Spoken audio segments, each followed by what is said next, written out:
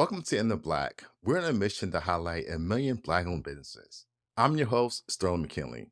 Join us as we explore the incredible true stories of successful Black entrepreneurs, revealing their strategies for building a profitable business that stays in the Black. Today, I'm speaking with Leslie Frelow, founder of the Wine Concierge, an online wine store dedicated to amplifying diverse voices in the wine industry. Leslie, welcome to In the Black. Thank you so much, Sterling. I appreciate it. It's good to Great. see you. Right. Thank you for being here again. So I'd start with a lighthearted conversation. So wine and cheese, that's a classic combo pairing that we all have heard of. But I want to know from you, what are some of the most unexpected or horrifying food pairings that you've ever heard of or have attempted yourself? So I always say that wine should be very approachable Okay. and it should be what you like to drink, right?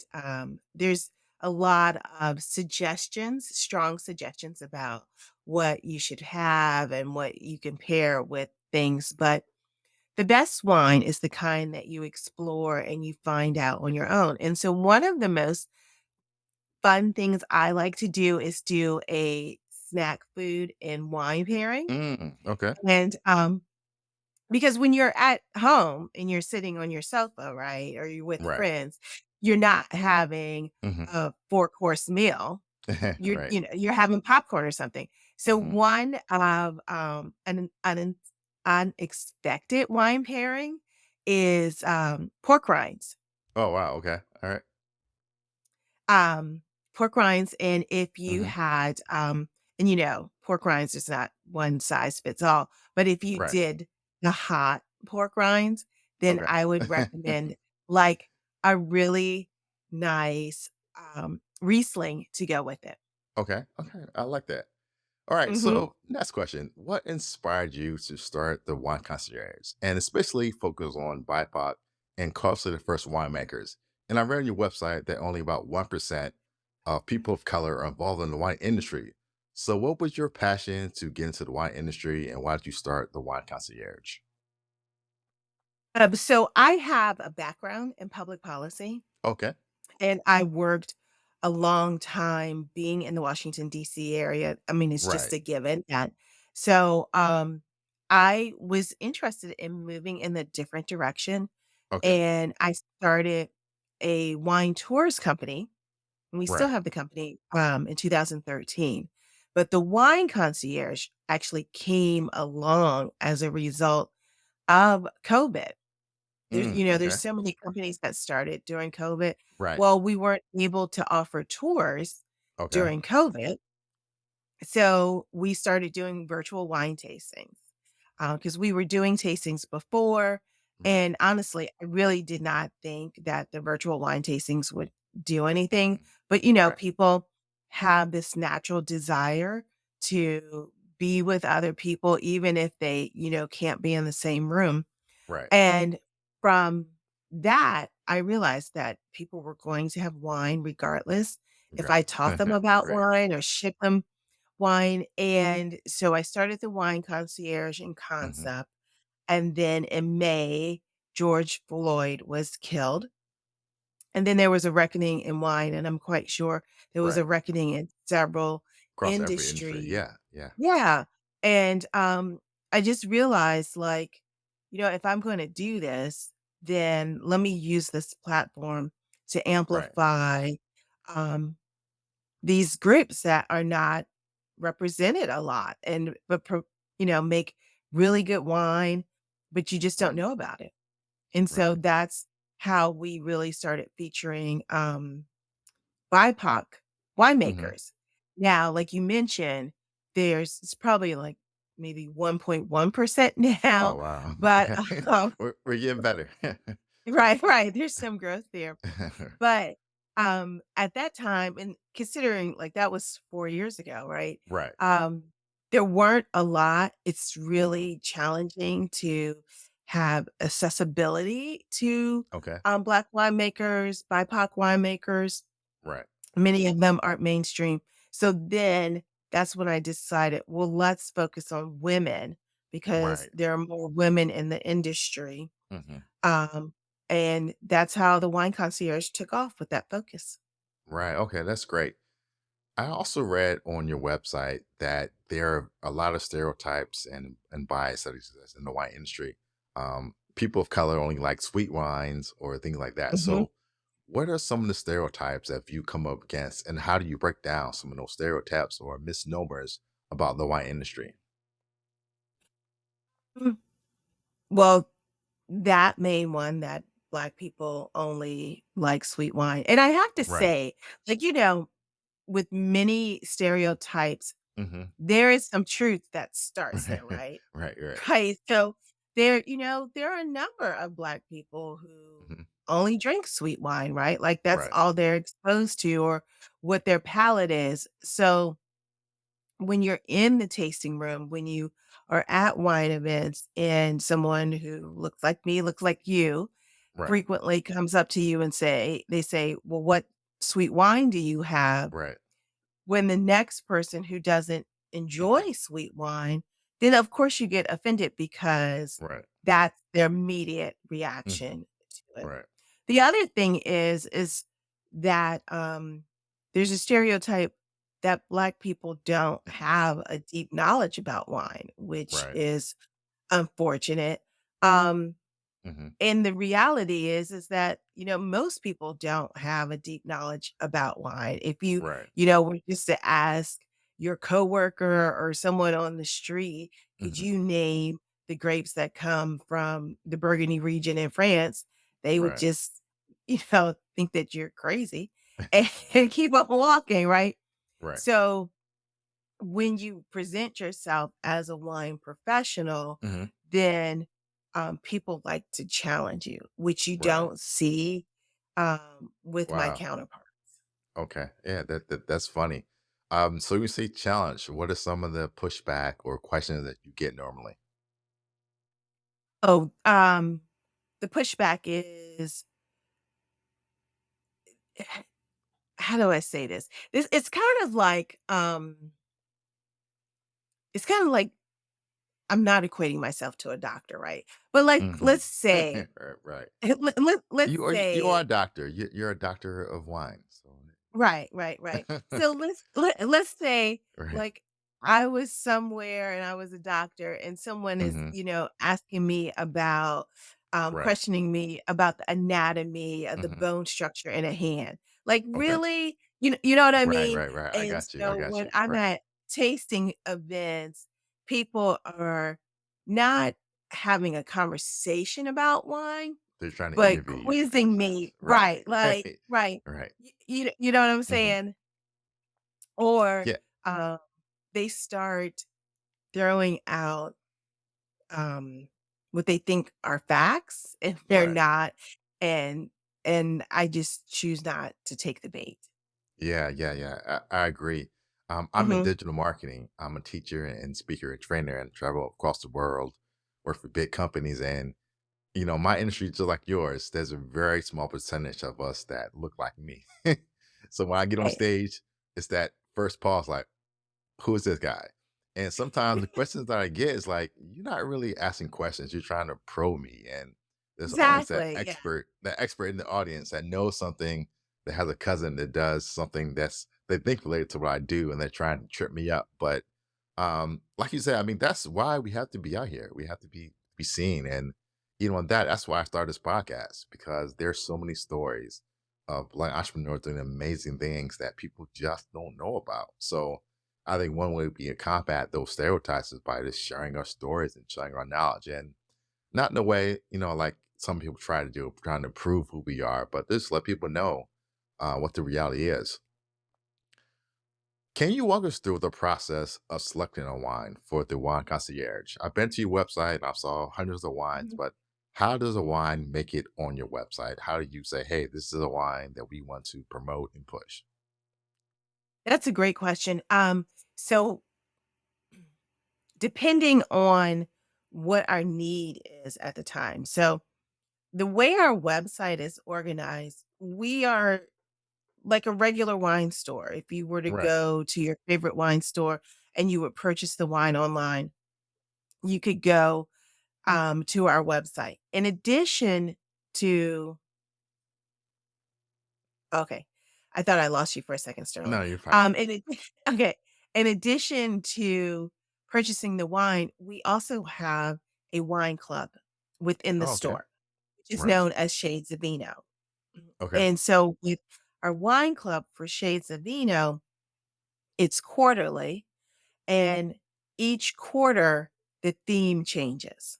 Right. So, for an example, we're in the fall quarter right Mhm. now, and the theme of our wine club is South Africa and France, Right. because South Africa is heavily influenced by the varietals that came from France. And so, Right. what we wanted to show our members Mhm. are the similarities, but also contrast that you have the same grape. Right. Like, take a Sauvignon Blanc. A Sauvignon Blanc in South Africa Right. is the style is much different than if you were have a Sauvignon Blanc in France. So, when we are making our selections, what initially I do is I look for those smaller boutique wine, makers or those Okay. vineyards, and Right. then I start to look at their, style of production. Okay. Sustainability is really important to us, Right. and, this is I'm gonna say this, so hold on to your seat. This is the really hardest part. All right. Then we often taste through the wines, like, that's Mhm. something I have to do for the team, Right. and so we taste through the wines, and we try to get a complement of different Mm. styles and Okay. structures. Right. And some of the wines, to be honest with you, may not be my favorite. Right. This may not be a type of wine that I reach for, Mhm. but I want to make sure that we're covering um, different profiles for our Right. club members. Because part of our mission is, in Mm. addition to promoting these winemakers, is also providing people adventure, that Right. they can travel the world through their wine Mhm. glass. And so they can get a true representation of that region. Right. So that's why we stay away from really large um, wine vineyards Mm. and Mhm. chateaus, Right. because when you go in that mass production, you take out some of the originality of the Right. wine so it can continue to be consistent year and year. Right. Okay. Great. So let's talk more about the website. So are you actually Okay. selling on the website or people can order from the manufacturer? How does that work? We sell Okay. directly on the web. So we are a store. We're a retail Right. store. Okay. Um, and we sell locally. Locally for us is Washington, DC, Right. and we can ship nationally. Okay. So if you are, we have customers in California, Right. we have customers in Illinois. So Right. pretty much anywhere. There's like a handful of states that we don't ship to. Right. Okay. Let's focus on the actual winemaker. Now you mentioned some of them may be Mhm. smaller, maybe unknown. Is there a reason why they're unknown or smaller? You think it's because of marketing, promotion? What are some of the barriers that the smaller winemaker is facing in getting their wines out to the general public? So being a smaller producer, Right. so let me just back up. Um, in the United States, we have the three-tier system. Okay. We have um, the producer, the Right. winemaker, we have the distributor, and then we have the retailer, Okay. right? And that's pretty standard in most states. In some states, they make exceptions, like in Maryland, if you are a winemaker in that state, you can Right. sell directly to the producer. I mean, to the retailer. You don't have to go through the distributor.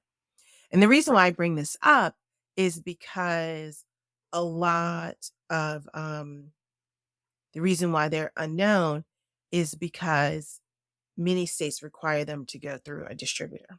Oh, okay. And there's millions of winemakers out there, right?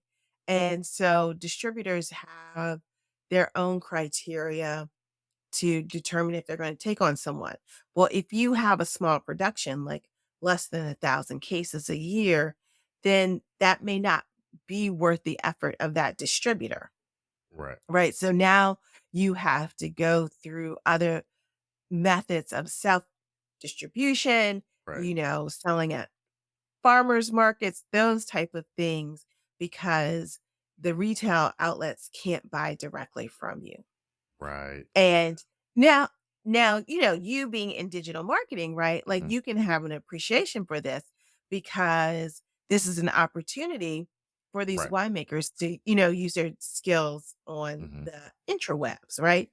Right. But like many of your clients, like say if you are representing a shoe brand, right? Like Mhm. your client is awesome at producing those shoes. Right. They can tell you everything about those shoes, what have you. Right. They're not really great at sales. They're Mhm. not really great at marketing themselves. Right. So when you ask the question, like, why are they lesser known? It's like a lot of professions where I'm really good at X, but I'm not so great at marketing myself. I'm not Mhm. so great at the business of it. And so that's part of the reason why they're lesser known. Okay, great. So, do you work with them at all? Give them some tips on how they can maybe market or get their wines out there, or you just you just sell wine, or you give them any kind of feedback on what they can do to help their wine be more visible. Right. It depends on the relationship that Okay. we have with Right. them. Um, in addition to like selling their wines, we have virtual wine tastings where we will ask the winemaker Oh, to come okay. on and talk Right. about their wine. So we give them a platform, in our little corner of the web Okay. to speak with our followers, Right. have like interactive. And so that's an opportunity for them to be exposed, to gain additional exposure. And then Right. there's winemakers that we don't carry, but I think it's important also to make sure that they have platforms. So we may not carry their wines, but we'll have like a virtual session or a Right. live where they are able to get exposure. Right. Okay. All right. Well, let's do this. Let's have some fun. So, let's have our own virtual wine tasting. How Now, I not a apologize. This problem. is not a BIPOC winemaker. I grabbed the bottle from upstairs, but walk me through kind of that virtual wine tasting. How do you taste wine, and what's that you should do to make sure you have the best experience? Okay, so are I you have a gonna glass hold up as oh, well. okay. Perfect, perfect, perfect. Oh, let me see the label. Can you hold up the label? It is a Imperial Red from California. Imperial Red from California. So it's a red blend? Yes. Does it say what the grapes are? Let's see. California Red table wine. What grapes? It says Imperial Red is dark, semi-sweet red wine, lovely with it says ripe berries. Doesn't really say much. Okay. So yeah, so it's a red blend. Yes. And okay, so what we're first gonna do is Okay. let's crack the bottle open. All right. All right. Okay. And then you're gonna hold your glass by the stem. By the stem. So like this. Near your glass. Hold your Oh, my glass. glass. I'm sorry. Okay, glass. Uh-huh. Okay. Yes, Okay. hold your glass by the stem. Okay. And you're gonna just pour a little up into the bow where it starts to bridge Right. out. Spell a little bit. Get that out. So that enough? Go. A little more. Yeah, that's perfect. Okay. Now I will admit to you that I am not a big wine or alcohol drinker. So I hate to give into your stereotype, but most of the time I get wine, it tends to be sweeter. Um, Hi, and but and it sounds like this is a sweeter red. yes, it is. Yes. So that is fine. So Okay. we often hold the wine by the stem, Right. um, because our hands can warm up the Oh, wine. okay. Right. And so with this particular wine, this is a Right. red wine. Um, even our red wines, we want to have them a little chill Oh, okay. because All right. we want to have them a little chill. Um, and so we're just going to pretend that it is right. Yeah. And Right. the magic of the web. Mhm. So the first thing we want to do is when we are tasting wine and going through the ceremony of the wine, Right. is we want to take a look at the color. Okay. Now, the color is such a great indication of the health of the wine. It also gives you an idea of the Okay. body, and the body is something that we talk about as the weightiness of the wine. And Mm, so okay. looking at that wine from Right. this perspective, I can just tell that it is a medium body wine Okay. by just looking at it because Right. it's a little translucent, Mhm. meaning I can see through the wine. So if you kind of Right. hold it up to your eye level, you can Yeah. see through it. It's not that opaque, Yeah. Yep. which Yep. tells me Mhm. it's going to be lighter on the body. Also, Okay. the other thing too is that it's probably a younger wine. Okay. Um, um, because it's got, like a little white halo around, um, there, around like where the wine meets the glass. And, um, if it was a young wine and the Mhm. color was darker, Right. then that would tell us that Okay. it either was aged improperly, Oh, and then okay. we Yeah, wouldn't this wanna was drink it.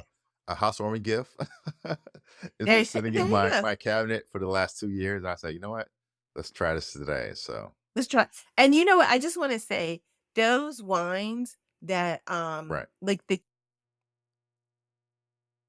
get under $50 or what have you, Mhm. those are meant to be drunk right away. Right away. They Okay. they Okay. should not be aged for Right. a long Not period even of stored. time. Okay. Right. So the next thing we want to do is give it a swirl, swirl it around. Okay.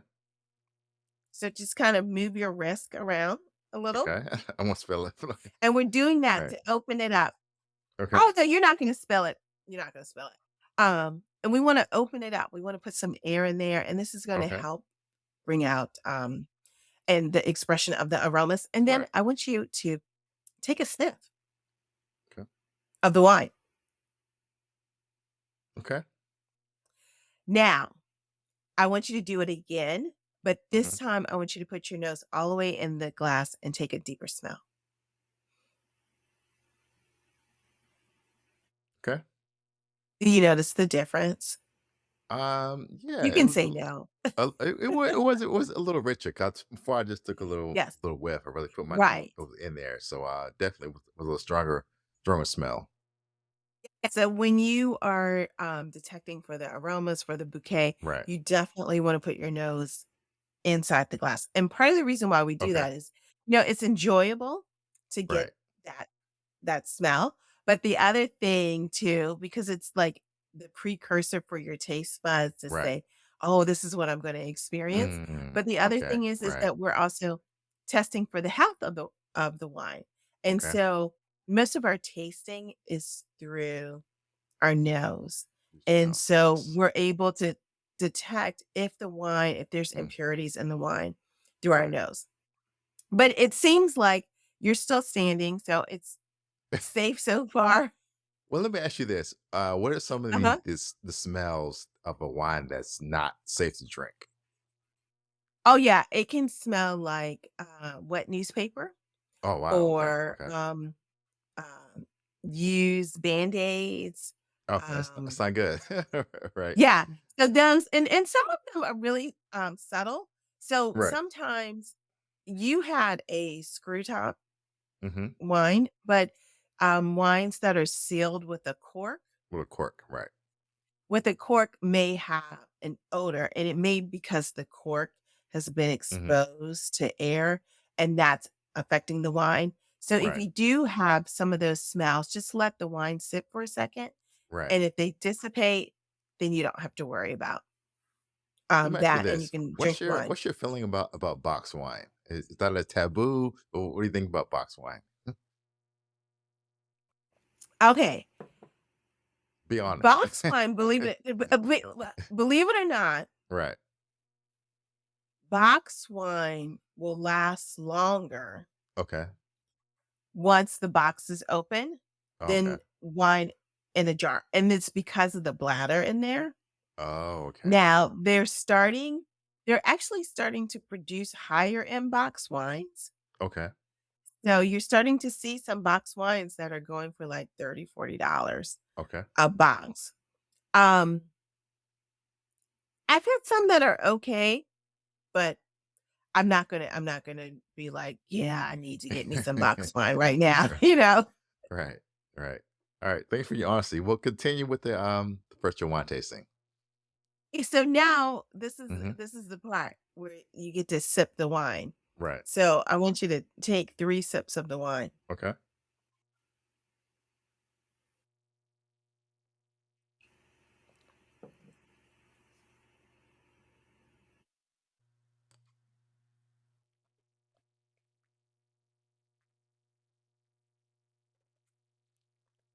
Okay. Okay, so did you notice the difference between the first and third sip? I did. It got stronger. It was kind of burned my throat a little bit. So the first set was a little smoother, but the third one was a Uh-huh. little acidic tasting. Mhm, mhm. Yeah.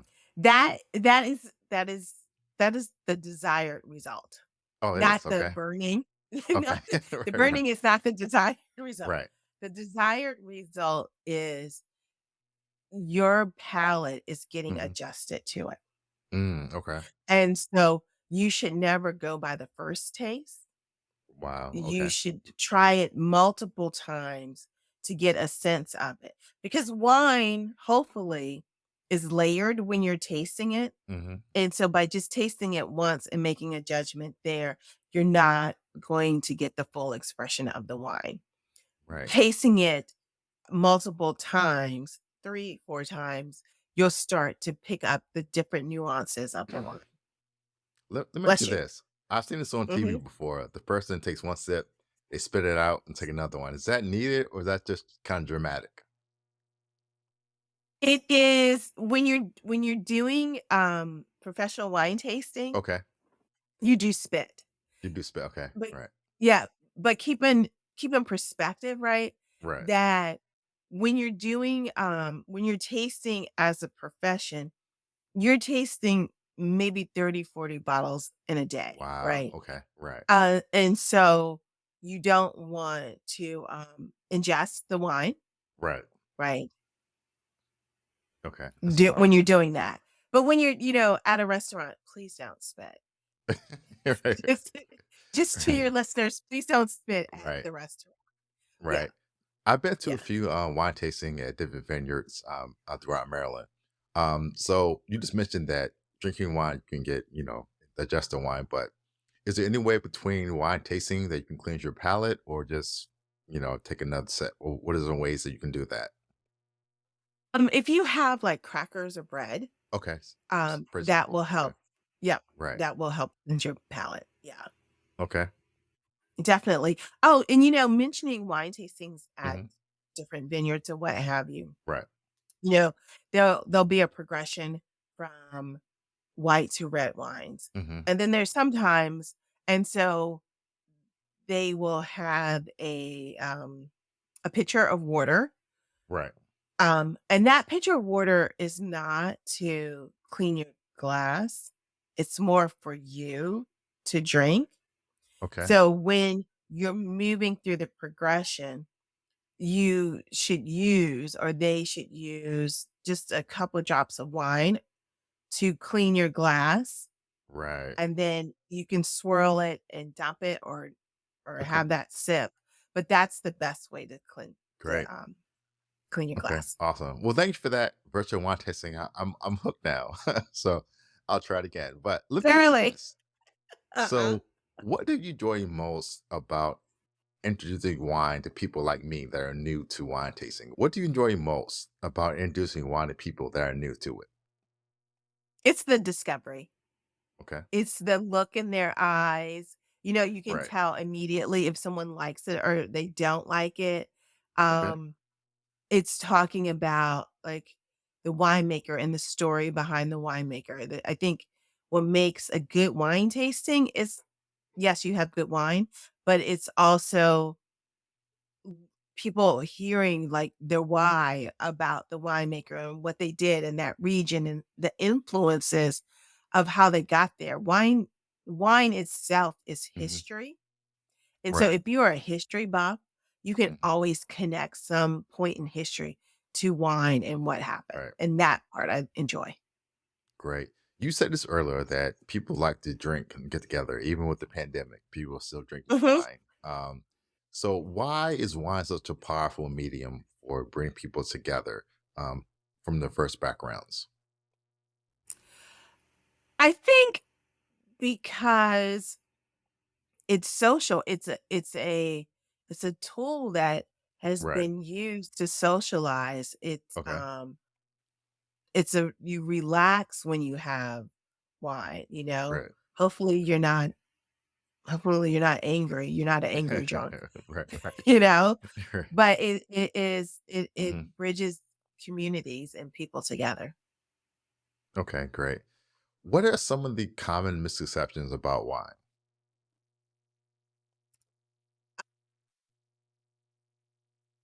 That's a good question.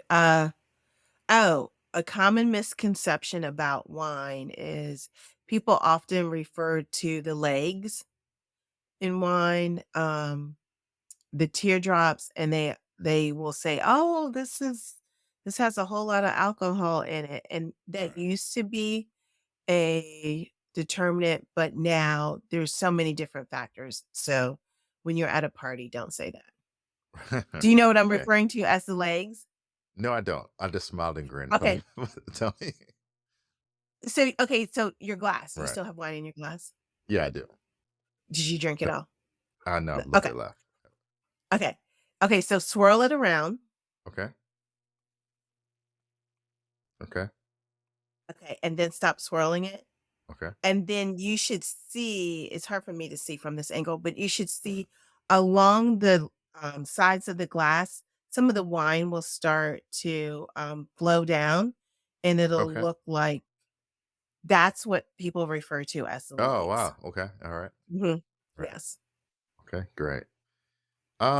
One thing I've always heard about wine is the health benefits. I heard both sides of the story. That yes, there's some, and no, there's not. So, from your knowledge, so what are the health benefits of wine? There really are health benefits of it. Okay. Um, they have done a number of studies. It's really good for Right. heart health. It's good for memory. It actually helps in reducing the likelihood of dementia. It that's why I have to have a glass a day so I can remember my name. Right. I'm just joking.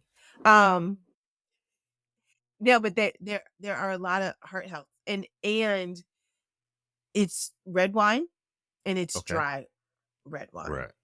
Okay. And it's because of, um, the skin contact, Okay. and it pulls the nutrients Mm. from the Okay. skins. Right. Yes. Awesome. So there is truth to that. Okay. All right. Then I'll take your word for it. How has the wine industry evolved since you started, and what trends do you see shaping the future of the wine industry?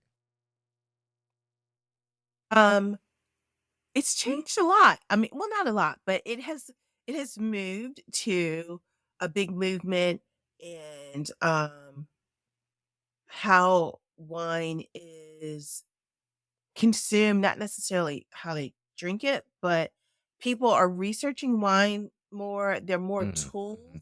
to help Right. people catalog and track their wines. Okay. Um, there are there's a movement for alcohol-free wines, which is interesting.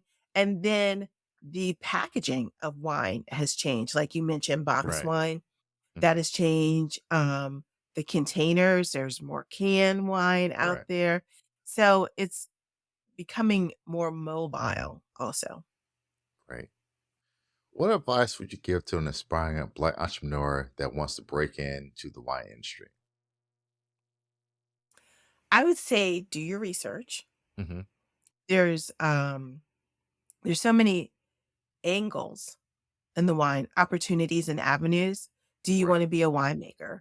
Do you Okay. want to be an importer? Do you want to Right. be an exporter? Do you want to be a retailer? And see where that fits in. Do you want to be on the social media and marketing portion of it? So do your research and see what grabs your attention. Also, you know, have a working knowledge of wine. And Hmm. one way you can do that is by just trying different wines. Right. Just go out there and drink and try different wines. Great. What are your hopes for the future of the Wine Concierge? Oh, that's the great question. We hope to be in a brick and mortar store. Okay. Oh, awesome. Okay. We hope to develop a online distribution arm for small winemakers, so Right. they're able to ship wine and make connections with people Hmm. outside of their region. Right. That's our hope. Okay. Awesome. Well, Leslie, I enjoyed the conversation. You shared so much. I spilled some wine on my floor, but also I learned a lot about wine tasting as well. So tell our listeners, how can they contact you? Sure. So the best way to reach us is you can go on our website, and it is the wineconcierge.co. And then you can also reach us on Facebook and Instagram, and both of them are the same handle. It's the Wine Concierge Club. Great. Well, once again, Leslie, thank you for being in the Black. Thank you for your time. To our listeners, be sure to tune in next week as we interview another successful Black entrepreneur. And always, in closing, remember, in today's competitive business landscape, your business must embrace bold and innovative strategies that sustain profitability and stay in the Black. We'll see you next week.